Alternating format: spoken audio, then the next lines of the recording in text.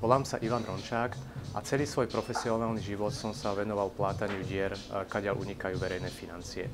Niekoľko rokov som to robil v Transparency International Slovensko, kde som mal na starosti práve samosprávny program a už 5 rokov sa to pokúšam realizovať aj na komunálnej úrovni ako mestský poslanec v Ružomberku.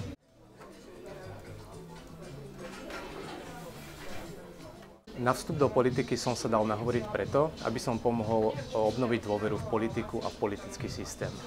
Dá sa to realizovať podľa môjho názoru dvomi spôsobmi. Jednak generačnou výmenou, aby naozaj ľudia uverili politikom, že nešli do verejného priestoru kradnúť, ale že naozaj išli do ňoho slúžiť. A jednak, aby som pomohol otvoriť verejné inštitúcie verejnej kontrole. Aby sa ľudia sami mohli presvedčiť, že naozaj v politike sa nekradne, ale v politike sa slúži, aby videli politikom na prsty a mohli ich takto verejne a efektívne kontrolovať.